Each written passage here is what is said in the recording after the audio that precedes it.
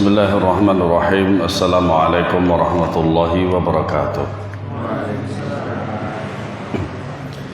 Innal hamdalillah nahmaduhu wa nasta'inuhu wa nastaghfiruh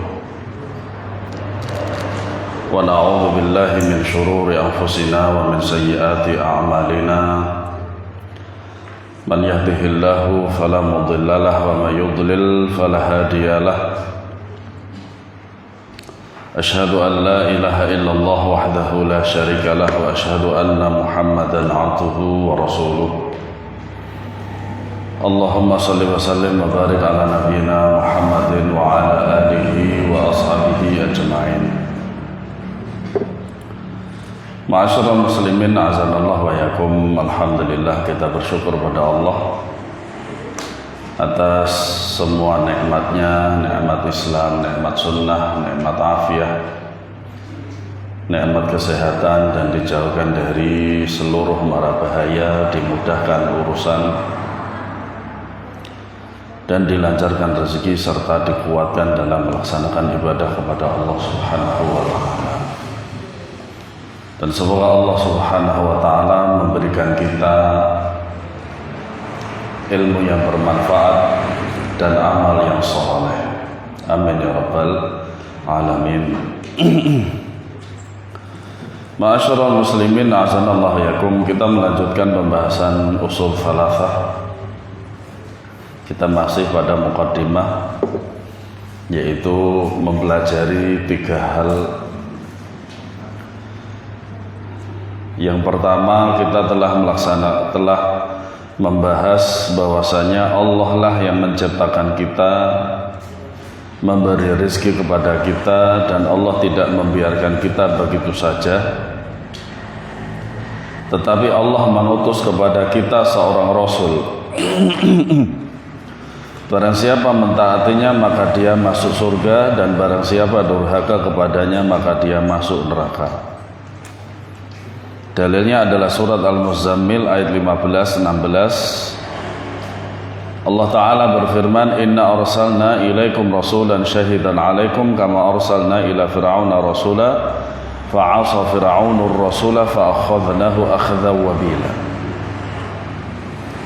Allah Ta'ala berfirman, sesungguhnya kami telah mengutus seorang Rasul, yaitu Nabi Muhammad SAW, kepada kamu yang menjadi saksi terhadapmu, sebagaimana kami telah mengutus seorang Rasul kepada Fir'aun. Namun Fir'aun mendurhakai Rasul itu, maka kami siksa ia dengan siksaan yang berat. Kemudian yang selanjutnya, ats-tsaniyatu anna Allah la yarda an yushraka ma'ahu ahadun fi ibadatihi, la malakun muqarrabun wa la nabiyyun mursalun. Allah tidak ridha disekutukan bersamanya dengan seorang pun dalam ibadah kepadanya. Tidak malaikat yang didekatkan dan tidak pula nabi yang diutus. Maknanya ya, bahwasanya perihal tentang yang nomor 2 ini, perihal yang nomor 2 ini adalah tentang tauhid uluhiyah. Ya, tauhid uluhiyah. Tauhid uluhiyah itu intinya adalah bahwa seluruh ibadah itu hanya diperuntukkan untuk Allah Subhanahu wa ta'ala. Mulai dari salat, zakat, puasa, haji, dan seluruh ibadah-ibadah yang dilakukan oleh seorang hamba itu harus ikhlas karena Allah.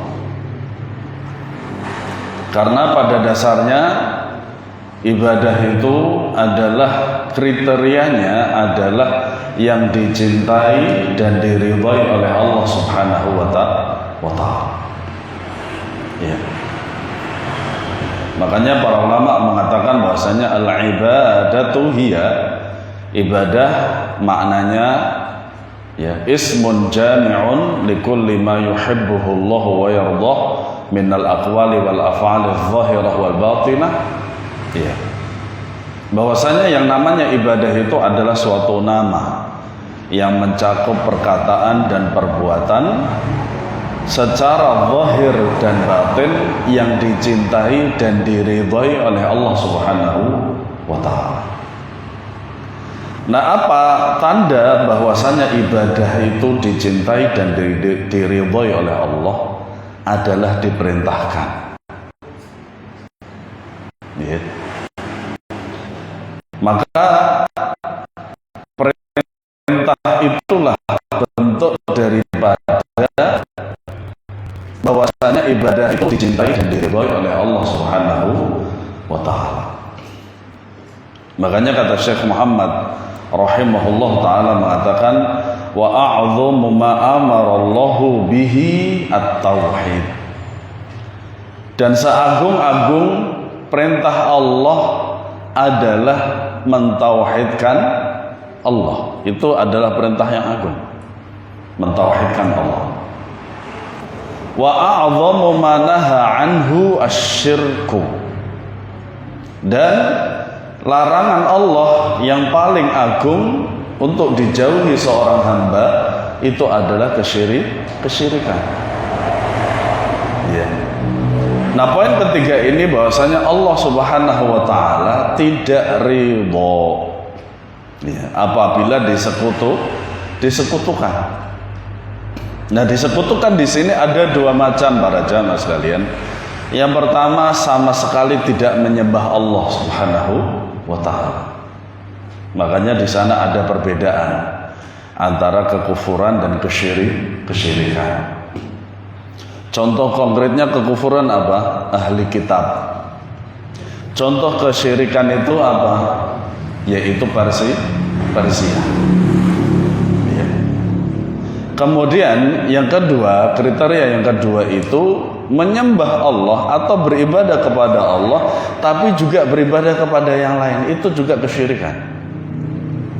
Ya. Nah, kalau beribadah kepada Allah kemudian beribadah kepada selain Allah juga itu disebut kesyirikan, apalagi yang menyembah selain Allah.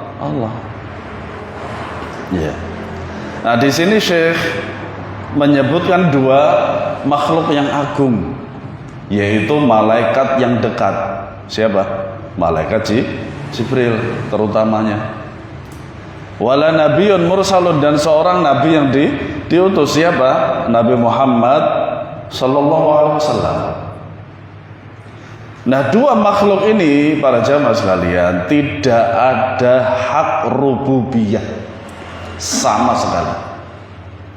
Mereka juga makhluk yang Allah ciptakan. Makanya ibadah itu tidak ditujukan kepada malaikat yang dekat dengan kita atau dekat kepada Allah, dan juga bukan untuk para nabi yang dekat dengan Allah. Tapi ibadah itu hanya untuk Allah Subhanahu wa taala. Ya. Artinya bahwa Allah tidak suka disekutukan bersama seorang pun juga dalam seseorang beribadah kepadanya. Tidak malaikat yang didekatkan kepada Allah, tidak pula nabi yang diutus. Ya.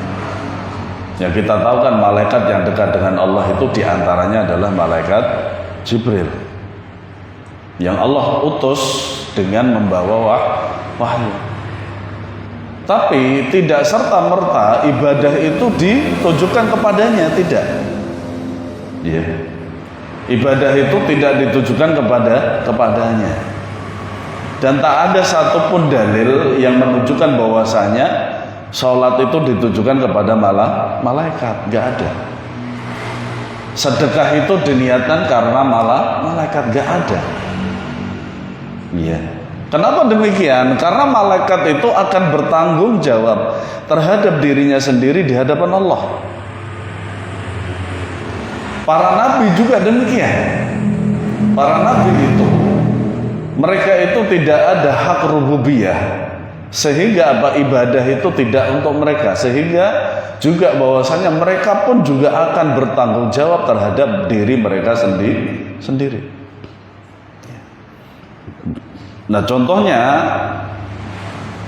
ada orang yang beribadah kepada Allah Dia minta kepada Allah, dia memohon kepada Allah, tapi di samping dia memohon kepada Allah, dia juga memohon kepada malaikat. Padahal malaikat itu di dalam banyak hadis tidak ada keistimewaan mengijabahi doa, itu tidak ada. Tapi kalau menjadi sebab diijabahi doa ada. Yaitu apa?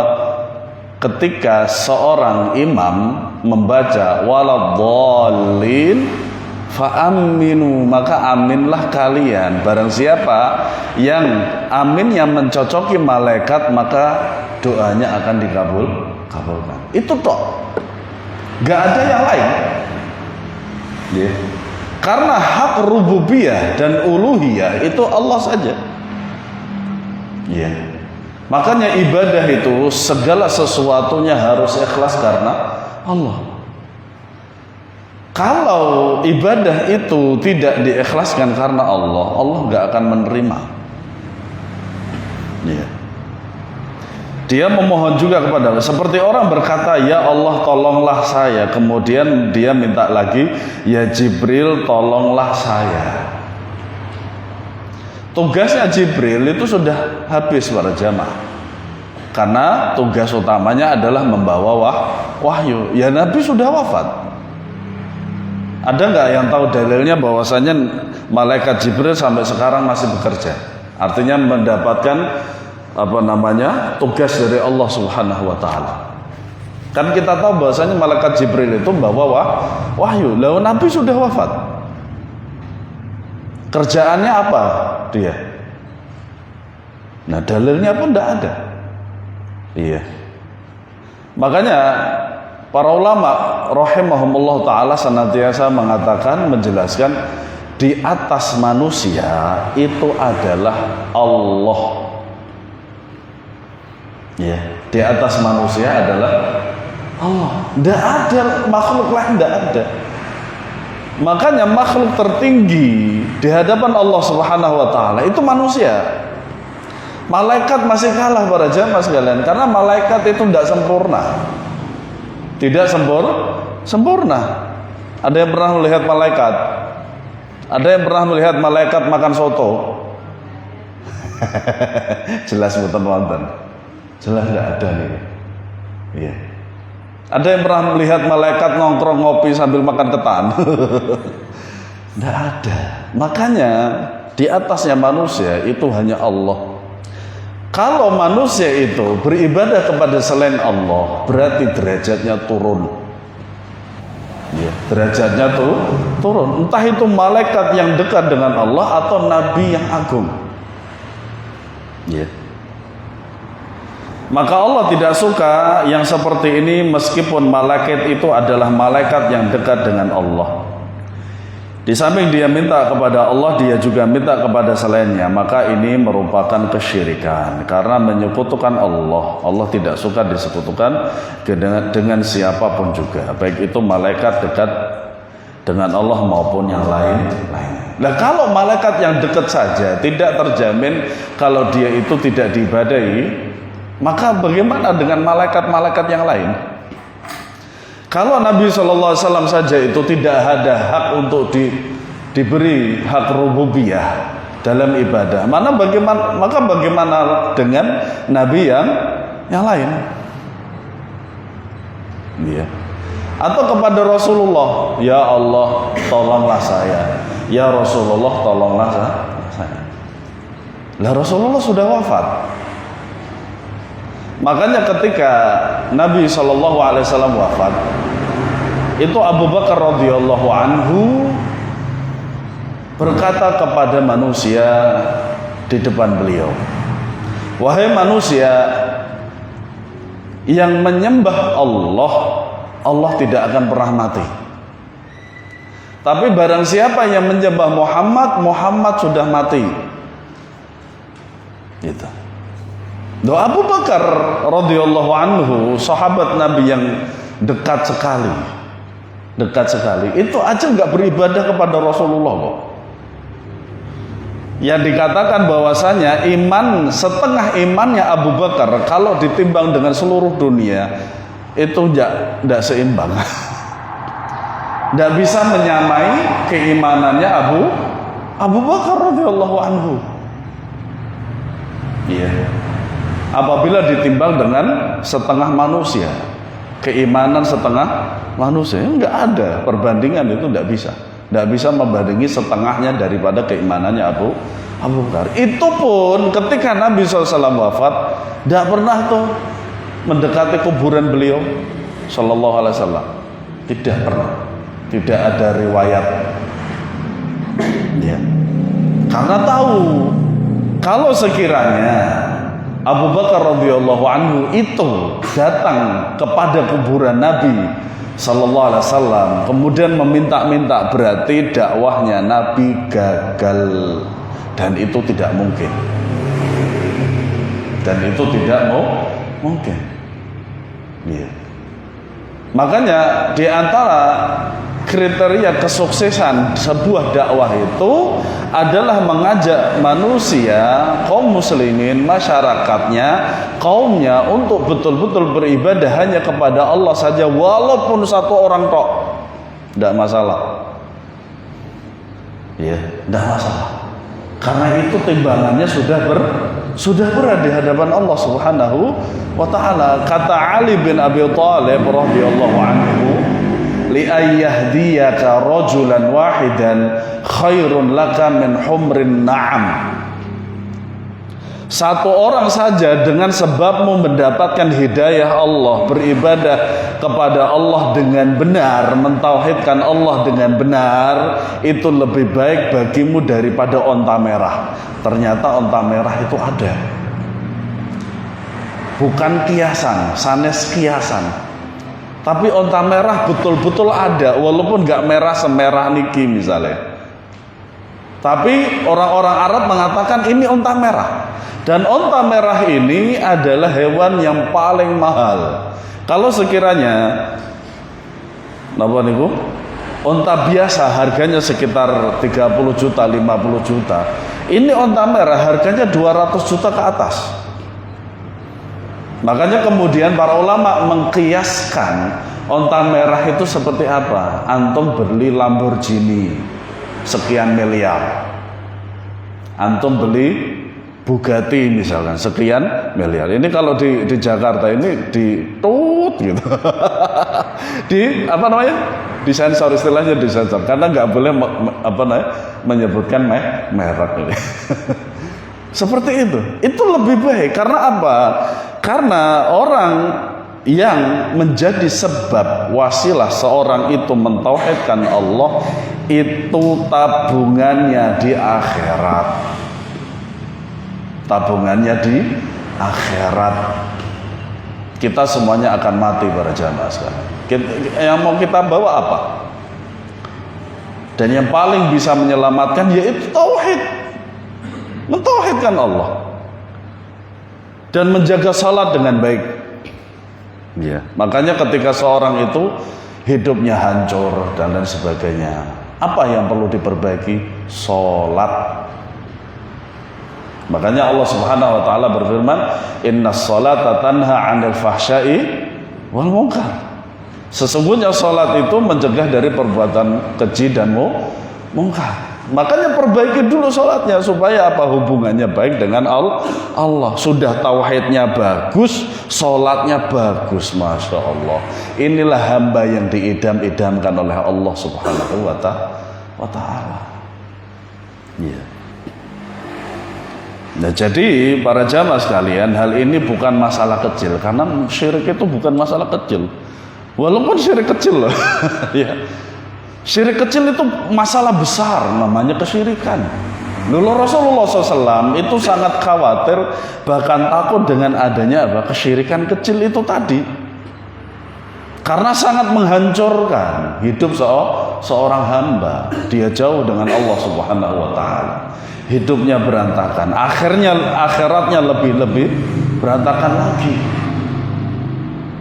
Nah, kita kan nggak mau kan begitu. Akhirat kita kan nggak mau seperti itu. Dunia sekedarnya 70 tahun, mentok-mentoknya 100 tahun. Nggak ada yang 200 tahun, itu nggak ada. Kadang 120 tahun aja udah itu sudah paling kurus, gak ada tenaga, selama-lamanya di atas apa? Di atas kasur, gak bisa ngapa-ngapain sudah. Gitu. Nah maka para jamaah sekalian, saya mengajak diri saya sendiri dan antum juga untuk memikirkan betul-betul kehidupan kita di akhirat.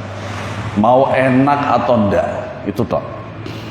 Nah kalau mau enak itu kita usahakan di dunia, yaitu dengan mentauhidkan Allah, menjaga sholat dengan baik. Iya.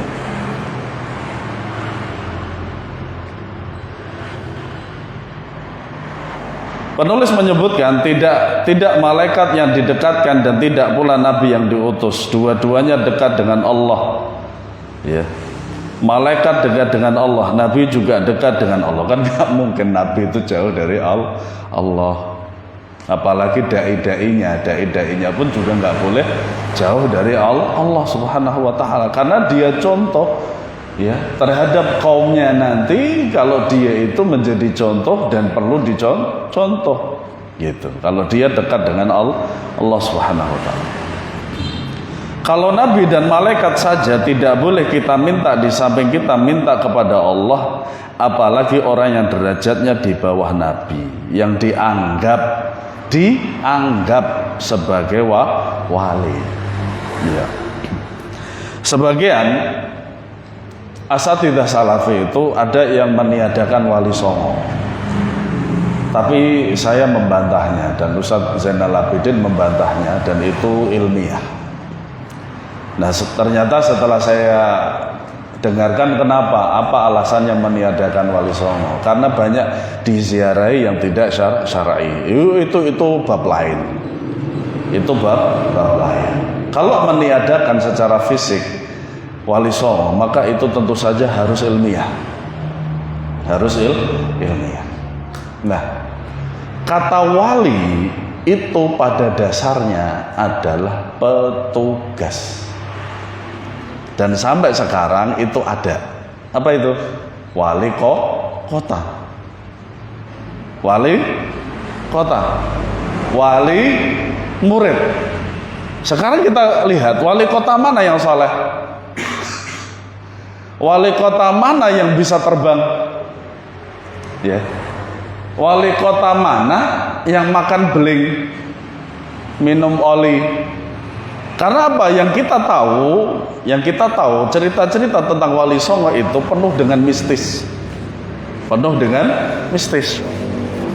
Ya. Maka kalau yang meniadakan itu tentu saja tidak benar, karena ada historisnya. Ada historisnya, fisiknya ada, peninggalannya ada. Ya, seperti itu. Ya. Apalagi orang yang derajatnya di bawah nabi, yang dianggap sebagai wali, ustadz, habib dan yang lain.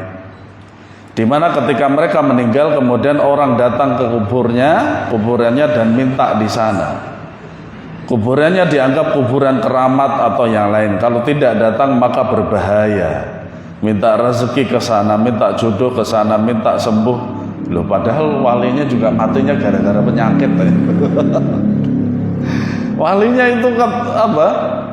Matinya itu juga gara-gara penyakit. Iya. Dan ini adalah kesyirikan yang besar. Kesyirikan yang besar yang harus dijauhi oleh kaum muslimin. Nah, maka para jamaah sekalian, mana yang lebih penting untuk umat, untuk kaum muslimin mengentaskan kesyirikan atau mengentaskan kemiskinan? Mana yang benar? Tentu saja mengentaskan kesyirikan. Kesyirikan itu tidak selamat para jamaah sekalian. Kalau kemiskinan bisa dirubah atau tidak? Bisa. Kalau kesyirikan susah. Harus mendapatkan hidayah dari Allah Subhanahu wa taala. Harus dia usahakan. Ya. Dengan segala keikhlasan dan penuh pengharapan kepada Allah supaya mendapatkan hidayah itu. Tapi kalau kemiskinan, Allah Subhanahu wa taala meletakkan kekayaan pada setiap kita. Pada setiap kita itu punya kekayaan. Ada di antara antum yang ingin dicongkel matanya dan dijual 200 juta, ada? Gak mau kan? Tidak mau. Loh 200 juta loh. Ada yang mau? Ada seorang datang kepada Al Hasan Al Basri rahimahullah, dan dia mengatakan, saya ini miskin wahai Abu Sa'id. Oh benarkah? Iya. Oke, sekarang saya tanya, mau gak itu matamu saya congkel kemudian saya beli 2000 dinar. 1 dinar itu tahun 2015 itu 1.250.000. Ya kalau 2000 dinar tinggal ngalikan itu. Gak mau, nanti saya gak sempurna lagi. Mau gak tanganmu saya beli 2000 dinar? Gak mau, nanti saya kerja gimana gitu. Nah kalau begitu gimana kamu mengatakan kalau kamu miskin? Iya. Seperti itu cara mengajak orang kalau dia tuh kaya tuh seperti itu. Nyatanya juga anggota badannya nggak ada yang mau dibeli, walaupun dengan jumlah besar. Ya jumlah besar. Iya.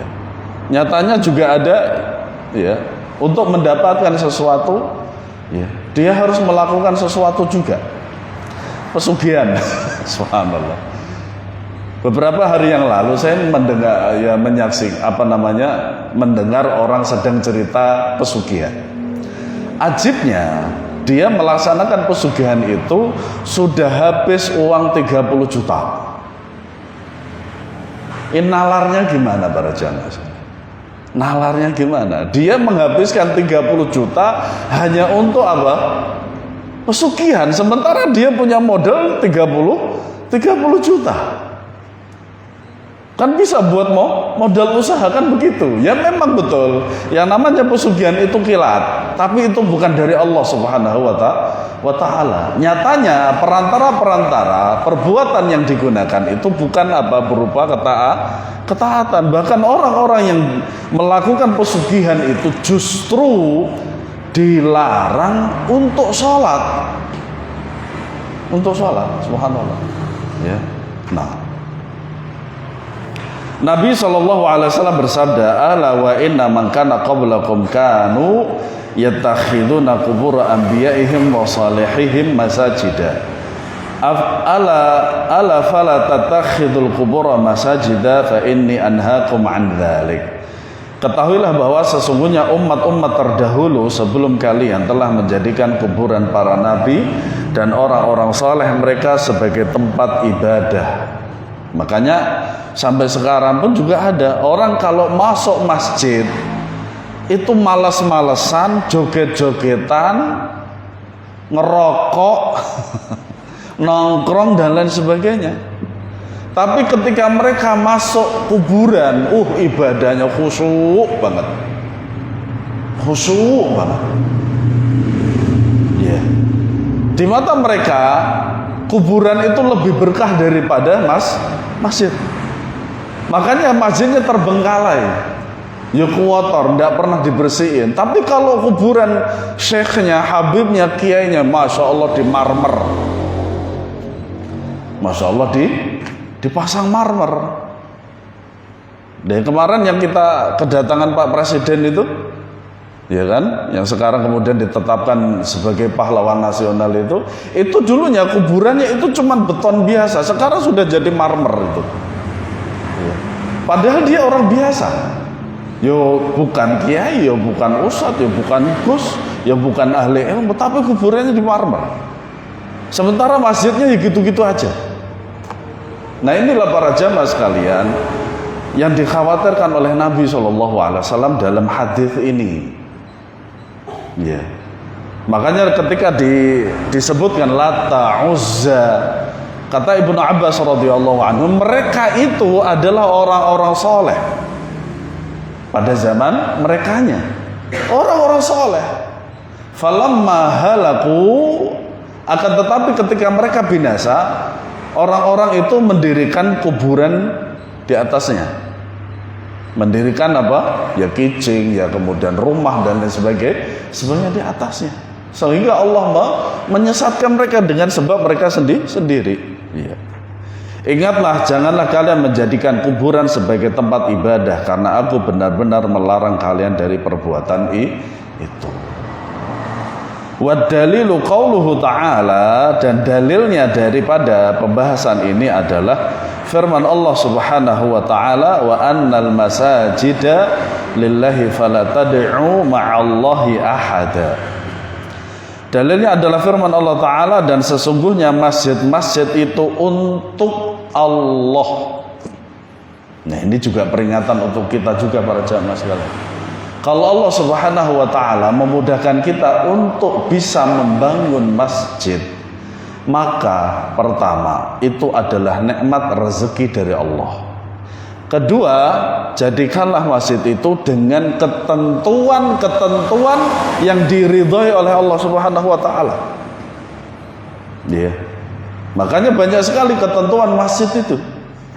Ya, ketentuan masjid buat majelis ilmu, sholat 5 waktu dan lain sebagainya. Yang bentuknya adalah ibadah yang diridhai oleh Allah Subhanahu wa ta'ala. Maka janganlah kamu menyembah apapun di dalamnya di samping menyembah Allah Subhanahu wa ta'ala. Surat Al-Jin ayat 18. Masajid di dalam ayat ini ada 2 arti. Yang pertama, tempat untuk beribadah, tempat untuk sujud seperti masjid. Maka tidak boleh ada orang yang mempersekutukan Allah di dalam masjid Allah. Makanya tidak boleh di dalam masjid itu ada kuburan. Kalau kuburannya dulu, maka masjidnya harus dihancurkan.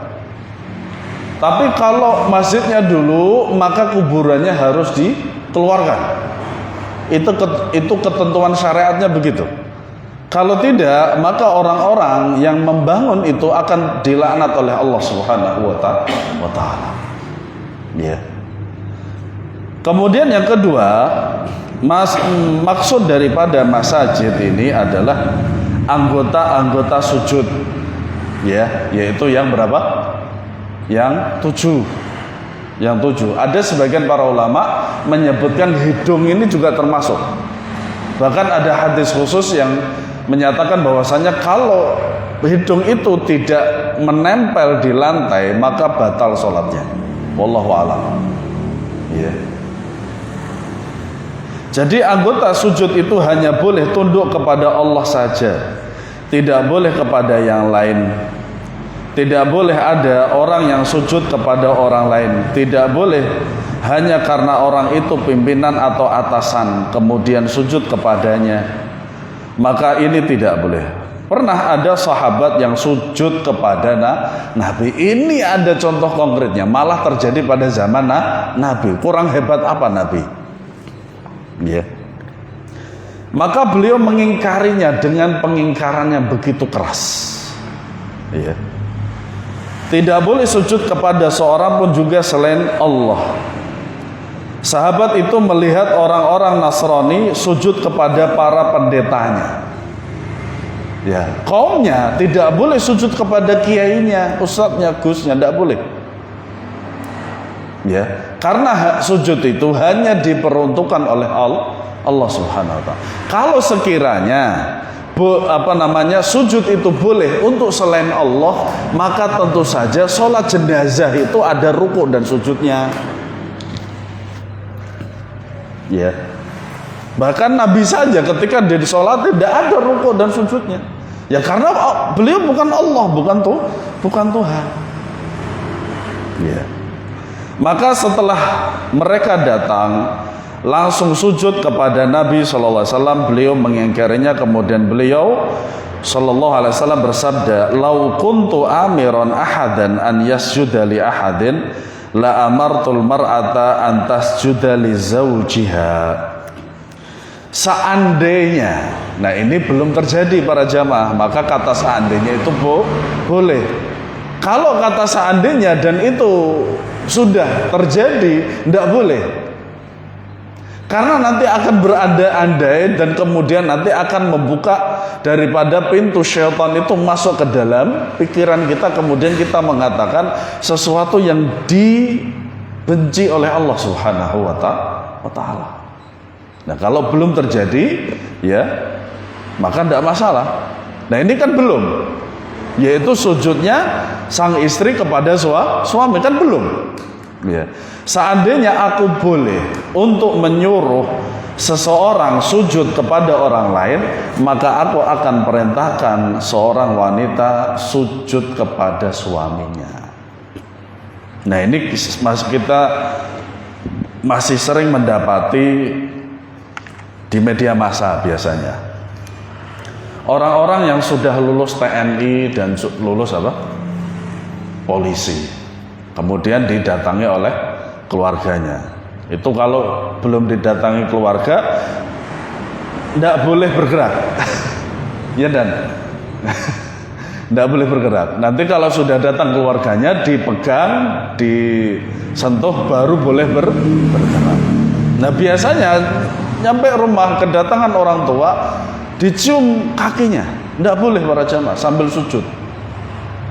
Tidak boleh, karena sujud itu hanya untuk Allah Subhanahu wa ta'ala. Hadis ini sahih diriwayatkan oleh Imam At-Tirmidzi dari Abu Hurairah radhiyallahu anhu, dan beliau mengatakan hadis ini adalah hasan gharib.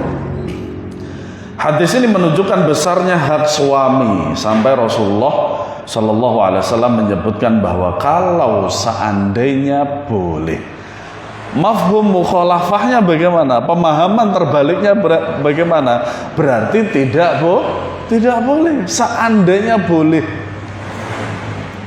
ya, maka beliau akan perintahkan seorang wanita untuk sujud kepada suaminya, tapi tidak boleh seorang untuk sujud kepada orang lain. Apalagi sampai dicium-ciumin, kemudian berkeyakinan ada keberkahan. Oh, kaki kok keberkahan? Kadang nempel telek masuk keberkahan.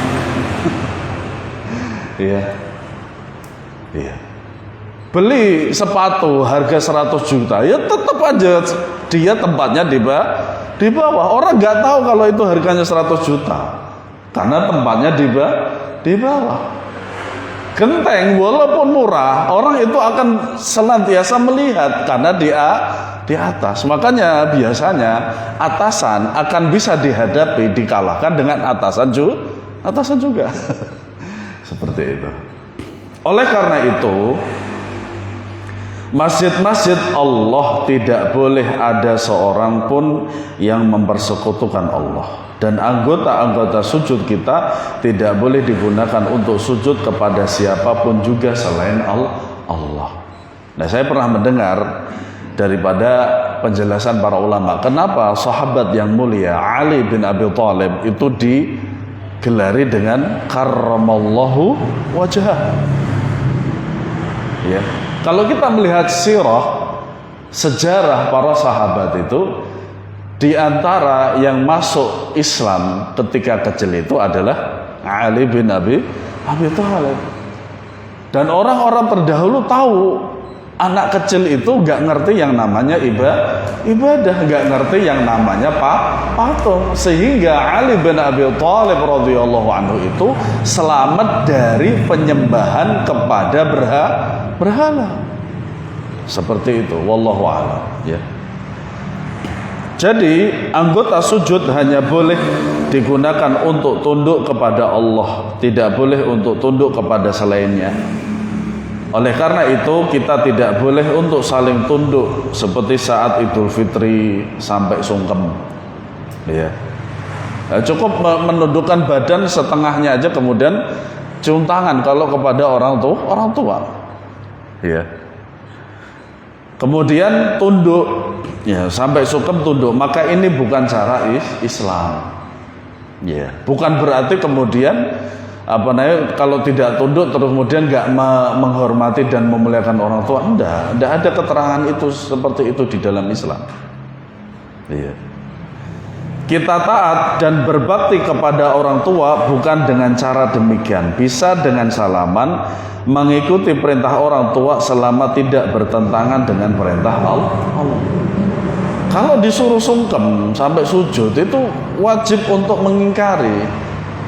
Karena tidak ada ketaatan kepada makhluk untuk mengingkari, untuk memaksiati Allah. Iya. Bukan seperti sekarang ya, tunduk ya, sampai tunduk dan lainnya dilakukan oleh umumnya kaum muslimin yang belum tahu. Dan ini perlu diingatkan mereka bahwasanya yang namanya rukuk dan sujud itu hanya untuk Allah Subhanahu wa taala. Maka ketika ada sahabat yang bertanya kepada Rasulullah SAW, bolehkah seorang yang bertemu dengan temannya kemudian dia menunduk? Kata Nabi SAW, tidak boleh. Tidak boleh. Makanya ya, asatidzah kita itu kalau ya kan kita dibolehkan apa, bermuamalah. Di antaranya adalah mempelajari seperti apa, taekwondo dan lain sebagainya. Yang dari Jepang itu apa? Taekwondo kan? Iya. Dan lain sebagainya. Kan biasanya kan kalau saling bertemu kan menunduk dulu tuh kan? Ya kita sampaikan kepada mereka, kita mengambil ilmumu, tapi kalau dengan cara yang ini untuk apa namanya, menunduk kepada mereka, tidak kita lakukan. Ya untungnya mereka alhamdulillah memahami itu. Memahami itu. Ya. Dan harus demikian. Ya, harus demikian. Ya, hadis ini sahih ya, diriwayatkan oleh Syekh Albani, dikatakan sahih oleh Syekh Albani rahimahullah taala.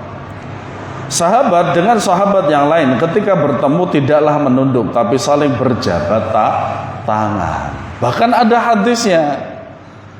hadisnya bahwasanya selama dua orang itu masih bertemu, berjabat tangan dan bersalaman, Allah akan mengampuni mereka berdua selama mereka selama mereka belum berpisah.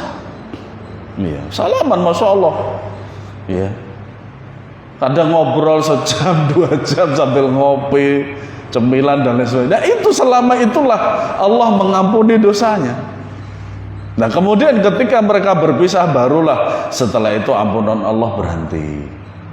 Tapi di situ merupakan kenikmatan dan rahmat luar biasa kepada orang-orang yang senantiasa ketika ketemu itu bersalaman. Apalagi diberikan salam, assalamualaikum warahmatullahi wabarakatuh, dan seterusnya. Ya. Dan berjabat tangan ini disunnahkan dan menggugurkan dosa. Hadisnya sahih, riwayat Abu Dawud dari Al-Bara bin Azib dan disahihkan oleh Syekh Albani rahimahullahu taala. Itulah yang dilakukan oleh para sahabat ridwanullahu alaihim ajmain. Dan kalau pulang dari safar, mereka berpelukan, mu'anaqah. Kalau sudah lama tidak ketemu, memang begitu. Ya, begitu. Tapi tidak boleh tunduk, merunduk sampai sujud, itu tidak boleh. Membungkuk-bungkuk kepada orang lain seperti rukuk atau sujud, maka ini tidak boleh. Dan tidak boleh rukuk atau sujud kepada seorang pun. Rukuk dan sujud hanya hak Allah yang menciptakan kita dan memberi rezeki kepada kita. Wallahu a'lam bissawab.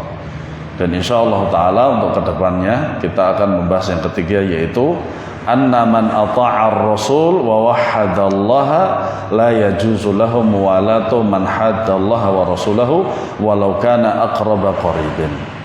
Barang siapa yang mentaati Rasul serta mentauhidkan Allah, maka tidak boleh baginya memberikan loyalitas kepada orang yang memusuhi Allah dan Rasulnya, sekalipun orang itu keluarga dekat. Wallahu a'lam bissawab. Semoga bermanfaat. Berapa menit lagi, Pak? 1 menit. Semoga bermanfaat dan semoga Allah Subhanahu wa taala senantiasa menetapkan kita di atas tauhid dan di atas sunnah, sehingga Allah Subhanahu wa taala mewafatkan kita di atas Islam dan sunnah. Amin ya rabbal alamin. Wa sallallahu ala nabiyyina Muhammad wa ala alihi washabihi wasallam. Subhanakallahumma wa bihamdika asyhadu an la ilaha illa anta astaghfiruka wa atubu ilaik. Wassalamualaikum warahmatullahi wabarakatuh.